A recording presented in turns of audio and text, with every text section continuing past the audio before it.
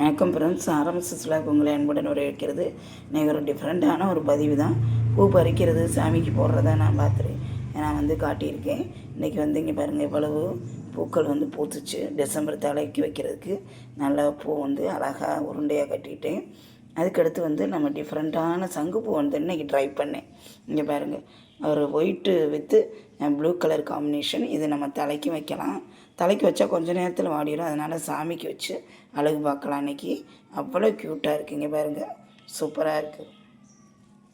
ஒரு க்யூட்டான மாலையாக ரெடி பண்ணிட்டேன். இங்கே பாருங்கள், அவ்வளோ கலர்ஃபுல்லாக இருக்குது. அதுக்கடுத்து வெள்ளை செவந்தி, இதையும் நல்லா உருட்டி கட்டிட்டு சின்ன சிலைகளுக்கு போடலாம், இல்லாட்டி கட் பண்ணி போடலாம். அப்புறம் மினி அரளி, மேலே மாடியில் மினி அரளி இருக்குது. இப்போ ஹைபிரிட் செம்பருத்தியெல்லாம் கொஞ்சம் ரேராக தான் பூக்கும்.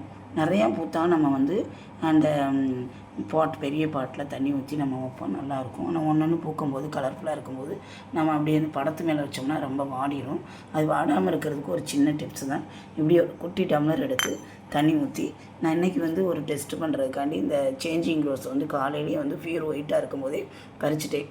ஏன்னா செடியில் இருக்க மட்டும் தான் மாறுமா அப்படின்றதுக்காண்டி நம்ம பறித்து வச்சா மாறுமானோ, ஆனால் அது தன்மை மாறவே இல்லை. நம்ம அதை அப்படியே பறித்து அந்த காம்போட தண்ணிக்குள்ளே போட்டால் அது ஸ்டெப் பை ஸ்டெப்பாக மாறிக்கிட்டு தான் இருக்குது. அதுக்கடுத்து இன்னொரு ஹைப்ரிட் செம்பருத்தி ஒன்று தான் பூத்துச்சு, அழகாக இருக்குது. இங்கே பாருங்கள், இதையும் சாமி ரூமில் வச்சா அவ்வளோ அழகாக இருக்கும். ஒரு பூ ஈவினிங் வரை நல்லா இருக்குது, சூப்பராக. நைட்டு வரையும் கூட நல்லா இருக்குது. அப்புறம் பாருங்கள், இது ஒரு செம்பருத்தி. இதை என்ன பண்ணிட்டேன், இது மாதிரி தண்ணியில் வச்சுட்டேன். அதேமாதிரி இது ஒரு செம்பருத்தி.